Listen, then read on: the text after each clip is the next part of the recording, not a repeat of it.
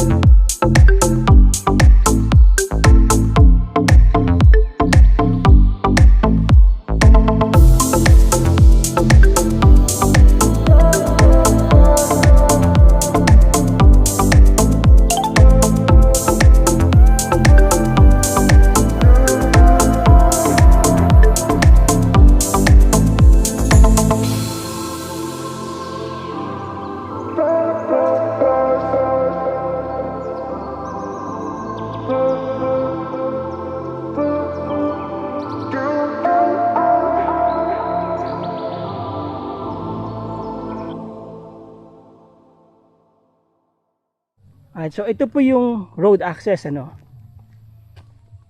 Ang frontage niya nasa 60 meters. May mga tanim na mangga, merong fruit bearing trees, santol. Tapos technically corner lot po ito. Meron po kasi private property sa likod, and then ito corner na to, ibinigay na po nila itong daan na to. Makikita nyo naman po sa drone shots natin, ito po, meron na po siyang kalsada dito. Ayan o, maluwag, dire-diretso po yan hanggang dun sa dulo ng property. Ano po, kaya napakaganda ng property, marami kayong pwedeng maging access. Okay, concrete road, two-way lane. Tapos yung kanyang boundary, may mga tanim po na punong kahoy. Meron po itong 49 mango trees, mga boss, mga ma'am, mga sir. Mountain view, kung nakita nyo sa drone shots natin, yan po yung iconic mountain ng San Antonio. Actually, malapit na po kayo sa boundary ng San Antonio at San Marcelino. Well, actually, nasa boundary na po kayo talaga.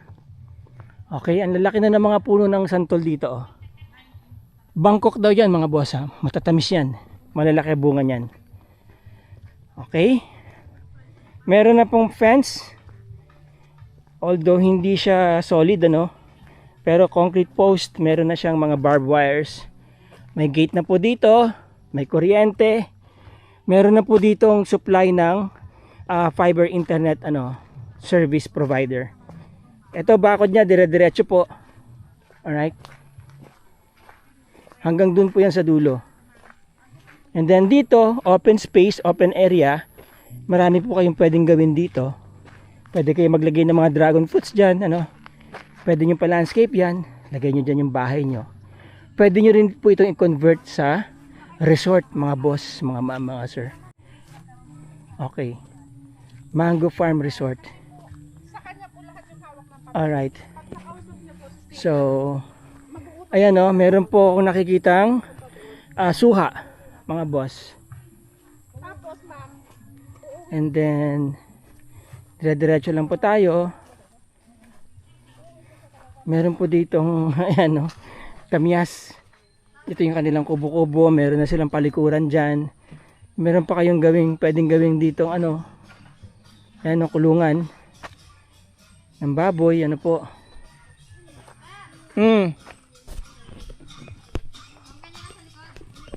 Hindi, maski ako na lang, ma'am. Ako na lang. Okay na, oo. Okay. Ito, merong dito, peres. Bihira na yung may mga ganito, mga boss. Peres. Tawag dyan. Alkaline po yan. Pag kaya hinalo nyo sa tubig o ininom nyo ng puro na ganyan, nagiging alkaline po yan sa katawan natin. Parang Philippine lemon po yan. Peres po tawag dyan. Napakataas po ng medicinal value nito, mga boss. Kasi yung partner ko, kapag medyo parang may sumasakit sa tagiliran niya, yun lang pinapainom ko, nawawala eh. Ayun, ang dami niyang bunga. Masarap pa pong sausawan yan. Lalo na pigain nyo sa patis, o kaya bagoong, toyo, pang marinate. Meron pong kakaibang yan, kakaibang aroma na citrus, Peres kung tawagin namin. Dayap. Okay, may saging din sila dito. Ayan po. Lalaki ng bunga ng saging nila, Ayan, Right? Kita nyo ba?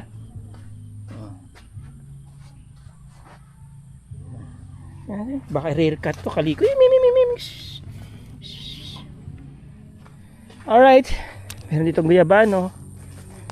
Okay, again mga boss, meron silang 49 mango trees. Mostly 50. May sumasagot doon, Ha? Gusto mo sama ka mag-tour? Ay, iniingal ka. For stress. Okay. Meron po silang 50 mango trees dito, mga boss. Matured. Marami daw tumamunga. Natural, nakaka 250 na kaing sila dito. Yan. Kung maaalagaan po to, mas lalong marami na naman kayang ibunga to. Ang pagmamanage po ng mango trees, mga boss, mas maganda kung tinatanggalan nyo ng mga branches sa bandang gitna para pumasok yung araw. Kasi pwede pong mamunga yan hanggang mga sanga nila. Hanggang sa dulo namumunga po yan. Kapag in-induce ninyo, And then meron kay mito, avocado. Mature na yung avocado. Namumunga na po yan. Maganda daw pong quality yan yung avocado nila. Magandang lahi, kumbaga. Alright, so mangga. Daming puno ng mangga, Meron daw isa dito pico at saka lahat puro kinalabaw na. Okay. Now here, meron pang open space. From here, kung saan po ako nakatayo, nakikita ko yung mountain view dito. Ewan ko lang kung nakikita nyo sa camera, pero nakikita ko yung mountain view dito. Ibig sabihin, kung magpapatayo po kayo dito ng 3-story, tapos meron pa kayong roof deck, wow, kitang kita nyo yung paligid na yan, yung ganda ng mountain view dito, mga boss, mga sir. Ayan. Mula po dito sa area na to, nakita ko kanina sa drone shots, kung nakikita nyo rin dun sa drone shots, by the way, yun po yung bakod nyo. May bakod na po siya yung buong area, yung totality ng property. Okay? Okay, now meron po silang 3 species ng kawayan. Okay, meron yung may tinik. Ito po may tinik, yan yung magandang gawing sahig, furnitures, kubo, kasi matibay po yan. It will last a very very long time. And then meron silang buho, yung pang poste, maganda pong gawing pang poste yan. Nakabaon sa lupa, matagal po yan mabulok. Matagal din yan na panahon na pakikinabangan. At meron din po silang kiling, yung bang pang mabilisan na gawa, like papag, ano po, mga mesa na yan ba, lalagyan nyo lang dito sa labas, no?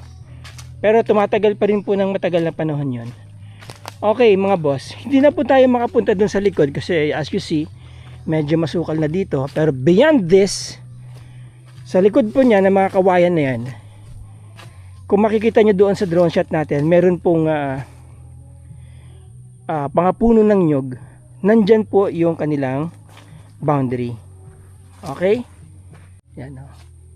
Ito kiling to mga boss, no? Tapos may saging dito. Alright? So hanggang dito na lang tayo mga boss, ha? Kasi alam nyo na,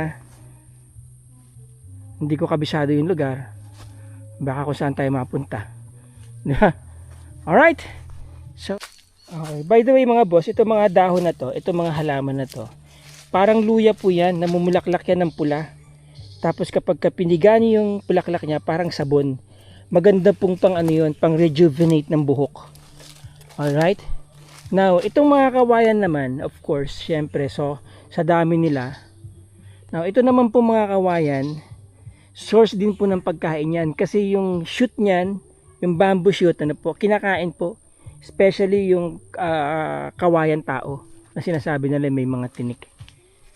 Alright, so maganda po yung location ng property mga boss, mga sir. You know what? This is the best time na mag-invest po kayo dito sa Zambales. Kung ang napapansin ko po ngayon, marami nang bumibili ng properties dito, mga subdivision ano po. So iilan na lang po yung mga natitirang ganito na makakabili kayo ng good size like 1.7 hectares, 2 hectares para sa isang magandang farm na very very accessible. Pagkatapos ito pong lugar na to, hindi po ito basta-basta binabaha mga boss, mga sir. Meron na mga fruit bearing trees, mga mangga, ano po, malapit sa Metro Manila, malapit sa Olonga po. And Castillejos is a very progressive town. Ano po, kompleto na rin po ang Castillejos, may BDO Bank, meron pong Mercury Drug, meron pong McDonald's, merong Jollibee, you know. So meron na po kayong mga mapupuntahan mga ganyang lugar dito, unlike before, ano po. Talagang tumataas po ang presyo ngayon ng mga properties dito sa Zambales, especially yung mga farm areas. Actually, mababa pa nga po ito. They are offering this property for 10.5 million mga boss, 1.7 hectares. Maganda na po ang presyo niyan para sa akin mga boss, mga sir. Negotiable naman po yan. Kapag ka-interesado kayo, pwede niyo po makausap yung may-ari. Kayo na po ang magtawaran. Okay? So, mga boss, mga sir, there you go. I hope na na-present ko na maayos sa inyo itong property. Maraming salamat po sa inyong suporta. Maraming salamat sa inyong panonood. Till the next video. Ciao.